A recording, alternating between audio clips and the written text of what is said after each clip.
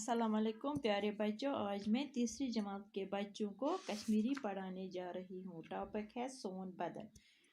गुबरो अस पोर रात सोन बदन। सोनस बदनस अड़ अंग, निब्रिम अंग ते अंद्रिमन अंगन हुंद ते नाव। गुबरो वो परो अमुक दुयम हिस्सा। गोडनुक हिस्सा पूर अस, वो परो दुयम हिस्सा। गोडनिक हिस्सा क्या गोडनिक हिस्सा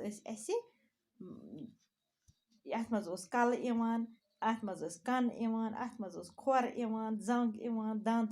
वो परो दुयम क्या गुबरो गोडनेथ कलस मज कड़। बदनच सारे काम काड़न तबिया। ऐसस मज दंद। दंदो सत गुजा चापान। अच्छो सत वुछान। कनो सत बोजान। नस्त सत मुशुक हेवान। नस्ति हंद वाल हवा छानान। अथो सत काम करान। गुबरो यम कम हिस्सा हावान दपान यह कल कल छना कलस मज कड़ कलस मज दपान अमो सारे काम यम कड़ करान।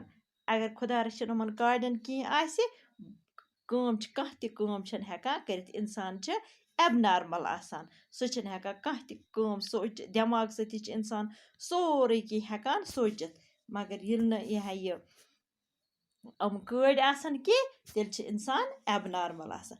पत गुबरो ऐसस मज दंद। यमो दंदन क्या काम इमन हज काम चापुन। युस ते गुजा खेवान सह चापित खेवान ताकि सह वात म्यादस मज। अगर चापने खेमो सह गुजा अस लगान कह।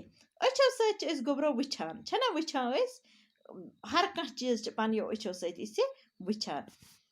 कनो सत बोजान छना गुबरो ये कस करो आलो करो कम सत बोजान सह कित पे बोजान कर क्रैक सह कनो हिंद जरिए अमिस कनो किन आवाज वातान यह बोजान। अमिस परो सबक यह टीचर अस परनावान बच्चे बोजान कमो सत कनो सत कत आसि सह कनो सत बोजान।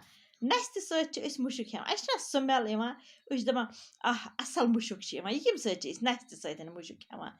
दपान युस यह नस्त मज तम लकट लकट वाल आसान दपान अमि सत हवा नेबर त्रावान छानान हवा।